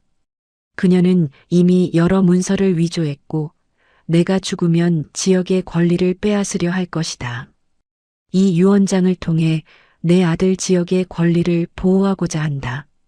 지역아, 아버지를 용서해라. 더 일찍 알았어야 했는데. 지역은 서류를 내려놓고 한참 동안 아무 말도 하지 못했어요. 어깨가 들썩였습니다. 아버지가 모든 것을 알고 계셨구나. 유란의 정체를, 그녀의 음모를요. 그래서 이렇게 준비를 해두신 거였어요. 최 변호사가 지역의 어깨를 토닥였습니다. 회장님은 자네를 정말 사랑하셨어. 죽음을 앞두고도 자네 걱정뿐이셨지. 이제 그 마음에 보답할 때가 된 거야. 지역은 고개를 끄덕였어요. 눈물을 닦고 표정을 가다듬었습니다. 변호사님, 내일 한주그룹 투자 설명회에 갑니다. 거기서 오유란을 만날 거예요. 미스터 혁이라는 이름으로요. 알고 있어. 홍콩에서 그 이름이 얼마나 유명한지 나도 들었네. 내가 도울 수 있는 일이 있으면 뭐든지 말해. 지역은 서류 가방에서 다른 문서들을 꺼냈어요. 주주총회를 소집하려고 합니다. 제 지분이 42%니까 가능해요. 거기서 이 유언장을 공개하고 오유란의 위조 증거를 제출할 겁니다. 최 변호사의 눈이 빛났어요. 완벽한 계획이군. 법적으로도 문제가 없어. 내가 변호를 맡겠네. 감사합니다, 변호사님. 두 사람은 오랫동안 이야기를 나눴습니다. 앞으로의 계획, 예상되는 유란의 반격, 그에 대한 대응책까지 치밀하게 준비해야 했어요. 카페를 나서며 최 변호사가 말했습니다. 회장님이 하늘에서 보고 계실 거야. 자네가 이렇게 훌륭하게 성장한 걸 보시면 얼마나 기뻐하실까. 지역은 하늘을 올려다보았어요. 구름 사이로 햇빛이 쏟아지고 있었습니다. 반드시 해낼게요. 아버지가 남겨주신 것들을 되찾을 겁니다. 호텔로 돌아온 지역은 책상 위에 서류들을 펼쳤습니다. 아버지의 진짜 유언장, USB에서 출력한 유란의 위조 증거들. 모든 준비가 끝났어요. 가짜 유언장을 만들어낸 증거, 이사회 문서 조작 증거, 불법 도장 제작 증거까지 유란이 17년간 저지른 모든 범죄가 이 서류 안에 담겨 있었습니다. 지역은 창가에 서서 서울의 야경을 바라보았어요. 저 멀리 성북동 방향에 불빛들이 반짝이고 있었습니다. 유란이 살고 있는 저택도 저 어딘가에 있겠죠. 지역이 어린 시절을 보냈던 집이었어요. 내일이면 유란과 마주합니다. 17년 만에 재회였죠. 하지만 유란은 그 사실을 모를 거예요. 눈앞에 선 사람이 자신이 쫓아낸 8살짜리 아이라는 것을요. 홍콩에서 온 투자자 미스터 혁이 바로 강지혁이라는 것을요.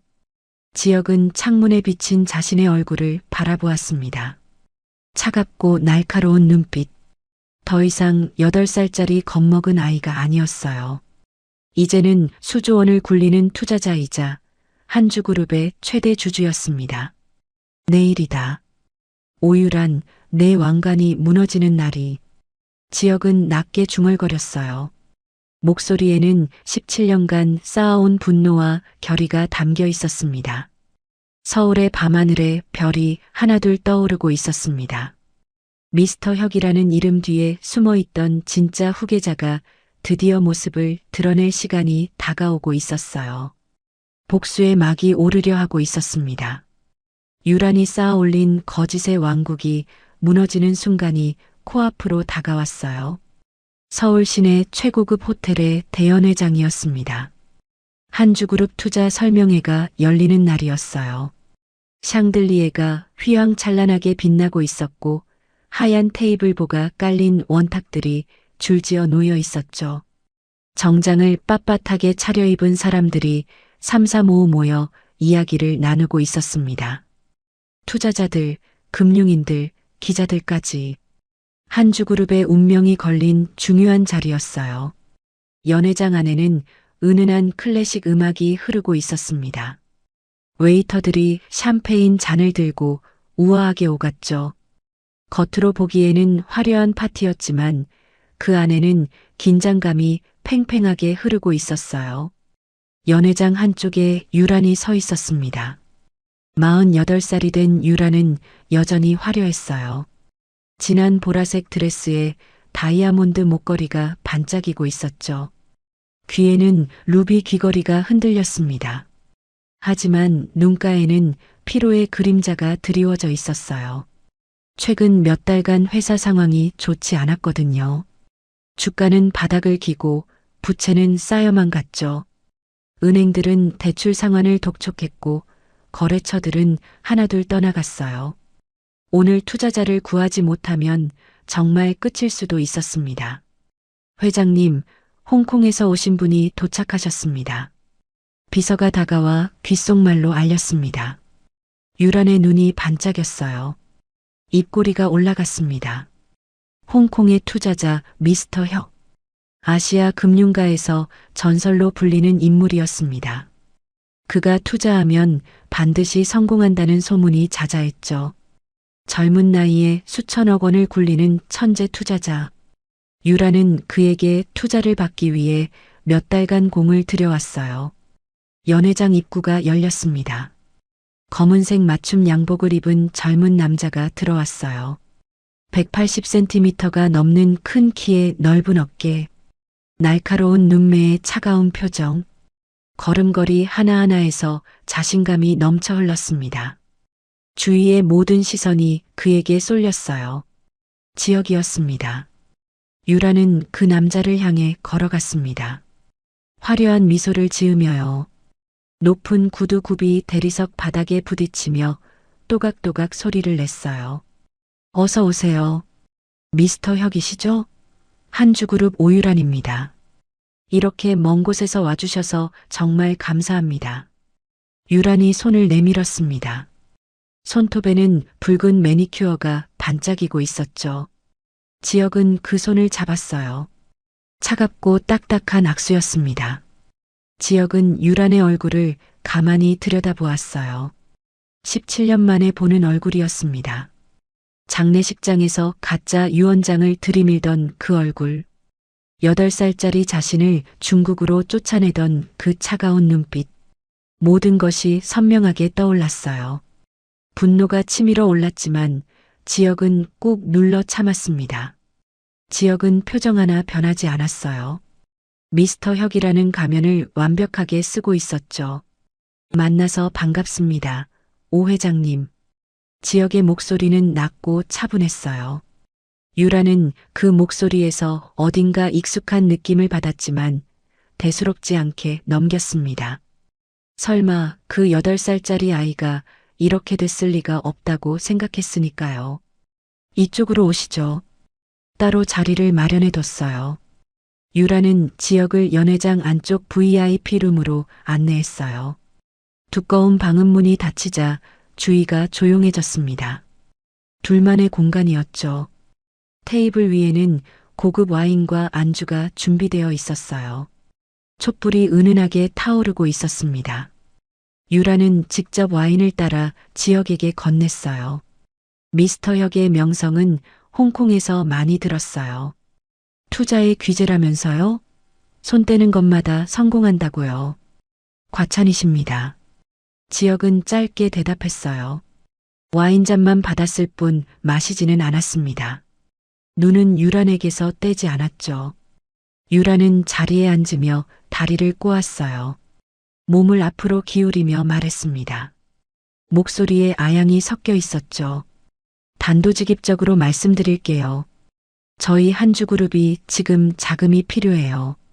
미스터 혁이 투자해 주시면 좋은 조건을 드릴 수 있어요. 이사회 자리도 드리고 수익 배분도 넉넉하게요. 어떠세요? 지역은 가만히 유란을 바라보았어요. 눈빛이 서늘하게 가라앉아 있었습니다. 그 전에 한 가지 여쭤봐도 될까요? 네, 뭐든지요. 한주그룹 창업주 강명수 회장의 아들이 있다고 들었는데 어떻게 되었나요? 유란의 표정이 살짝 굳었어요. 눈꺼풀이 떨렸습니다. 하지만 이내 미소를 되찾았어요. 아, 지역이요? 그 애는 어릴 때 해외로 유학 보냈어요. 지금은 연락이 끊긴 지 오래됐죠. 경영에는 관심도 없고 능력도 없어서요. 왜 그걸 물으시죠? 그렇군요. 지역은 고개를 끄덕였어요.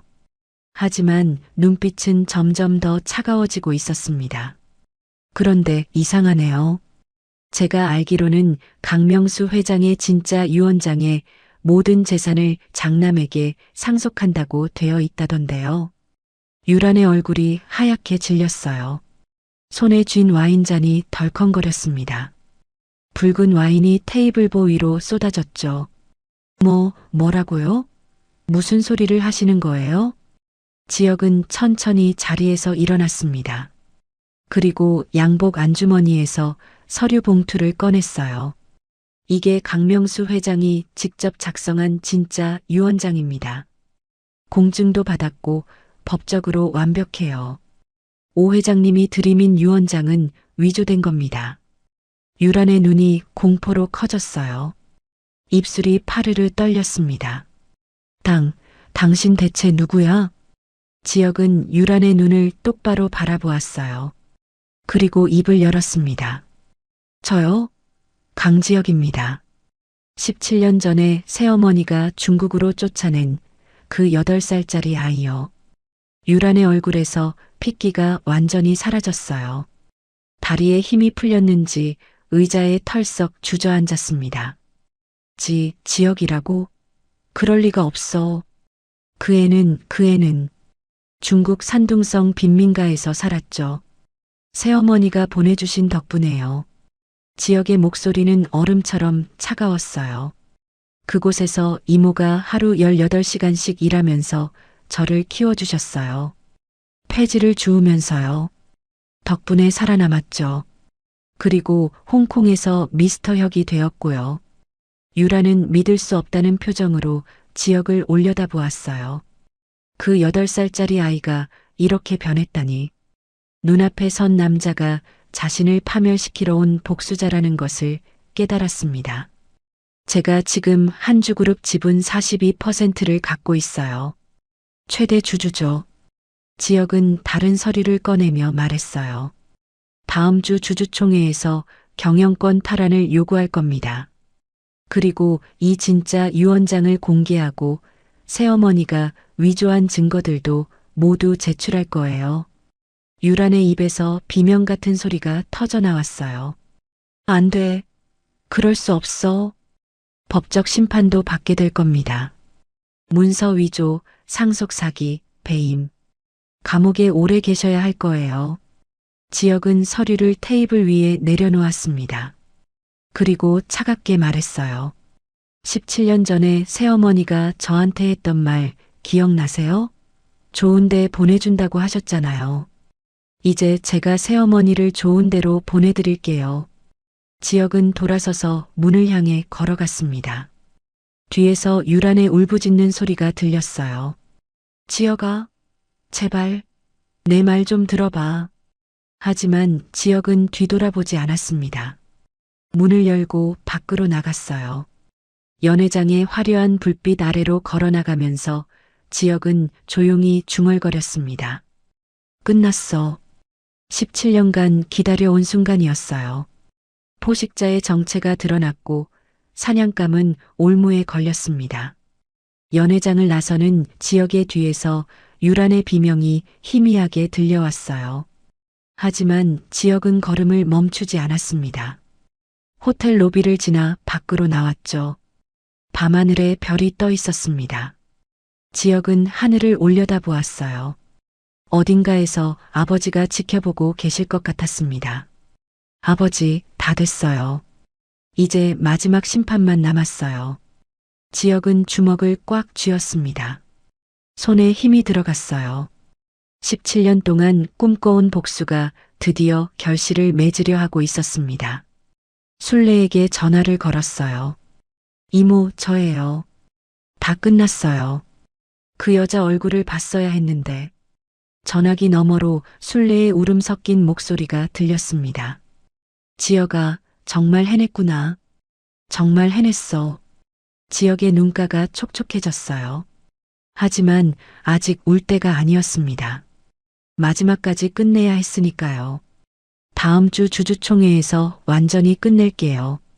이모, 지켜봐 주세요. 지역은 전화를 끊고 하늘을 다시 올려다보았습니다. 별빛이 유난히 밝게 빛나고 있었어요. 마치 아버지가 잘했다고 말해주는 것 같았습니다. 이제 마지막 심판만 남았어요. 주주총회가 열리는 날이 밝았습니다. 서울 여의도 한주그룹 본사 대회의실이었어요. 거대한 회의 테이블 주위로 수십 명의 주주들과 이사들이 모여 앉아 있었습니다. 양복을 빳빳하게 차려입은 사람들의 표정은 긴장으로 굳어 있었죠. 기자들도 뒤쪽에 줄지어 서 있었어요. 카메라 플래시가 쉴 새 없이 터졌습니다. 한주그룹의 운명이 결정되는 역사적인 순간이었죠. 회의실 안에는 팽팽한 긴장감이 흐르고 있었어요. 누구도 먼저 말을 꺼내지 않았습니다. 숨소리조차 조심스러웠죠. 모두가 무슨 일이 벌어질지 알고 있었어요. 유라는 회장석에 앉아 있었어요. 하지만 일주일 전과는 완전히 달라져 있었습니다. 얼굴은 헬쑥하게 야위었고 눈 밑에는 짙은 다크서클이 내려앉아 있었죠. 화장으로도 가릴 수 없는 피로와 공포가 역력했어요. 손이 떨려서 물컵을 제대로 들지도 못했습니다. 한때 화려하게 빛나던 눈빛은 공허하게 꺼져 있었죠. 17년간 쌓아 올린 왕국이 무너지기 직전이었어요.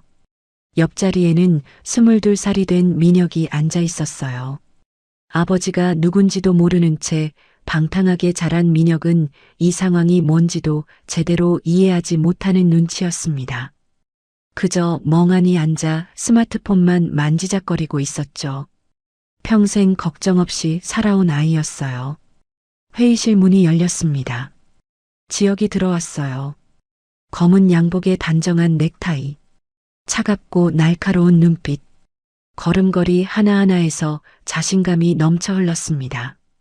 그 뒤로 최영우 변호사와 경호원들이 따라 들어왔어요. 회의실 안의 모든 시선이 지역에게 쏠렸습니다. 홍콩에서 온 전설적인 투자자 미스터 혁의 등장이었죠. 기자들 사이에서 웅성거림이 퍼졌어요. 저 사람이 홍콩의 미스터 혁이래. 한주그룹 지분 42%를 가진 최대 주주라면서? 근데 강명수 회장의 아들이라는 소문도 있던데. 설마 그게 사실이야? 지역은 유란의 맞은편 자리에 앉았습니다. 두 사람의 눈이 마주쳤어요. 유란의 눈에는 공포와 증오가 뒤섞여 있었습니다. 지역의 눈은 얼음처럼 차가웠죠. 17년간의 분노와 결의가 담긴 눈빛이었어요. 의장이 회의 시작을 선언했습니다. 오늘 임시 주주총회를 시작하겠습니다. 먼저 최대 주주이신 강지혁 씨의 발언이 있겠습니다. 지역이 자리에서 일어났어요. 회의실이 숨죽이며 그를 바라보았습니다. 저는 강지혁입니다.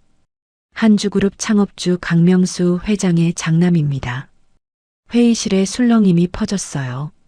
기자들이 일제히 카메라를 들었습니다. 플래시가 쉴 새 없이 터졌죠. 17년 전 저는 8살 나이에 이 나라에서 쫓겨났습니다. 계모 오유란에 의해서요. 그녀는 아버지의 유언장을 위조하고 저의 모든 권리를 빼앗았습니다. 저는 중국 산둥성 빈민가에서 17년을 살았습니다. 유란이 벌떡 일어났어요. 얼굴이 일그러져 있었습니다. 거짓말이야. 다 거짓말이라고. 하지만 지역은 동요하지 않았습니다. 서류 봉투를 열어 문서들을 꺼냈어요. 이것이 아버지가 직접 작성하신 진짜 유언장입니다. 공증을 받았고 법적으로 완벽합니다. 오유란이 제출한 유언장보다 나중에 작성되었기 때문에 이것만이 유효합니다. 최 변호사가 유언장 사본을 주주들에게 돌렸어요. 사람들이 술렁거리며 문서를 확인했습니다.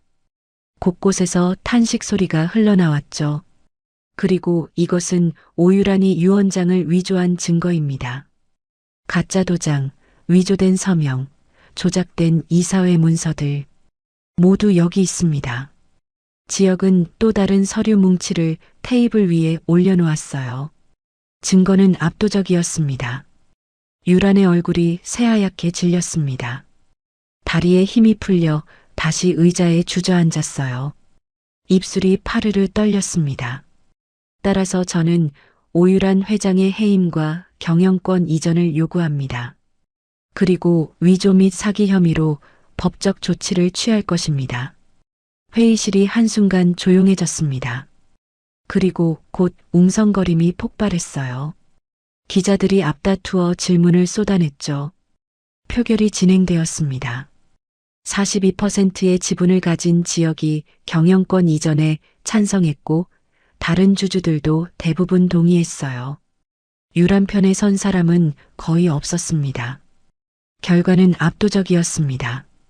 찬성 82%, 반대 18%. 오유란 회장 해임안이 가결되었어요. 유란은 믿을 수 없다는 표정으로 주위를 둘러보았습니다.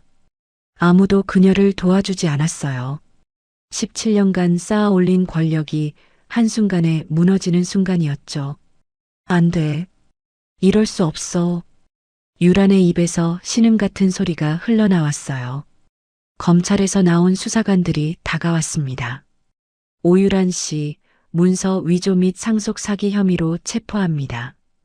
유란은 끌려가면서도 지역을 노려보았어요. 지역아, 이게 끝이 아니야. 두고 봐. 하지만 지역은 표정 하나 변하지 않았어요. 그저 차갑게 지켜볼 뿐이었습니다. 유란이 끌려나간 뒤 의장이 발표했습니다. 새로운 한주그룹 회장으로 강지혁 씨를 선임합니다. 회의실에 박수 소리가 울려 퍼졌어요. 지역은 천천히 자리에서 일어났습니다. 창업주의 아들이 17년 만에 아버지의 자리로 돌아온 순간이었죠. 주주총회가 끝난 뒤 지역은 회장실로 향했습니다. 넓은 회장실 창문으로 서울의 풍경이 한눈에 들어왔어요. 저 멀리 남산타워가 보였습니다. 아버지가 이 자리에서 회사를 읽었겠구나. 지역은 가슴이 뭉클해졌어요. 문이 열리고 순례가 들어왔어요. 55살의 순례는 눈물을 글썽이고 있었습니다. 이모, 해냈어요. 드디어 해냈어요. 그래, 해냈어. 정말 해냈어. 회장님이 하늘에서 보고 계실 거야. 두 사람은 한참 동안 서로를 안고 있었습니다. 17년간의 고생이 눈물이 되어 쏟아졌어요. 지역은 순례의 손을 잡았습니다. 한때 폐지를 줍느라 피멍 들었던 손이었어요. 이모, 이제 고생 끝이에요. 아버지가 사시던 저택에서 같이 살아요. 이모는 이제 이 집의 안주인이에요. 순례는 눈물을 흘리며 고개를 끄덕였어요. 그날 저녁 지역은 아버지의 묘소를 다시 찾았습니다. 석양이 묘지 위로 붉게 물들고 있었어요. 지역은 묘비 앞에 무릎을 꿇었습니다. 아버지, 다 끝났어요. 회사를 되찾았어요. 아버지가 꿈꾸시던 정직하고 정의로운 기업을 다시 만들 거예요. 지켜봐 주세요. 바람이 불어와 지역의 머리카락을 흔들었어요. 마치 아버지가 대답하는 것 같았습니다. 지역은 자리에서 일어났습니다. 별이 하나둘 떠오르고 있었어요. 감사합니다, 아버지. 그리고 이모. 무너진 제국이 다시 일어서고 있었습니다. 진짜 후계자의 손으로요. 미스터 혁이라는 전설은 끝났지만 강지혁이라는 새로운 신화가 이제 막 시작되고 있었어요. 지역은 하늘을 올려다보았습니다. 별빛이 유난히 밝게 빛나고 있었어요. 마치 아버지가 잘했다고, 자랑스럽다고 말해주는 것 같았죠. 산둥성의 허름한 단칸방에서 시작된 여정이 드디어 끝났습니다. 폐지를 줍던 손으로 순례가 키워낸 아이가 이제 수조원짜리 기업의 회장이 되었어요. 불가능해 보이던 꿈이 현실이 된 순간이었죠. 유라는 법의 심판을 받게 되었습니다. 문서 위조, 상속 사기, 배임 등 수많은 혐의로 재판에 넘겨졌어요. 17년간 누려온 부귀영화는 한순간에 사라졌죠. 화려한 드레스 대신 수의를 입게 된 거예요. 민혁도 회사에서 쫓겨났습니다. 하지만 지역은 민혁에게 최소한의 생활비는 보장해 주었어요. 같은 아버지의 피를 나눈 동생이니까요. 비록 어머니가 다르고 그 어머니가 원수였지만 민혁 자체에게는 죄가 없었으니까요. 그리고 지역은 약속을 지켰습니다. 아버지가 꿈꾸시던 정직하고 정의로운 기업을 만들어 나갔어요. 직원들을 존중하고 사회에 공헌하는 회사로요. 한주그룹은 다시 업계 1위로 올라섰습니다. 사람들은 지역을 보며 말했어요. 미스터 혁의 전설이 한국에서 다시 태어났다고요. 순례는 성북동 저택에서 편안한 노년을 보냈습니다. 더 이상 폐지를 주울 일도 새벽부터 일어나 일할 필요도 없었어요. 지역이 매일 아침 저녁으로 안부를 확인했고 함께 식사하는 날도 많았죠. 어느 날 저녁 저택 정원에서 지역과 순례가 나란히 앉아 있었습니다. 이모, 감사해요. 정말 감사해요. 순례는 지역의 손을 꼭 잡았어요. 나야말로 고마워. 두 사람은 하늘을 올려다보았습니다. 어딘가에서 아버지 강명수가 지켜보고 있을 거예요. 무너진 제국이 다시 일어섰습니다. 이것이 홍콩에서 온 신의 손, 강지혁의 이야기입니다.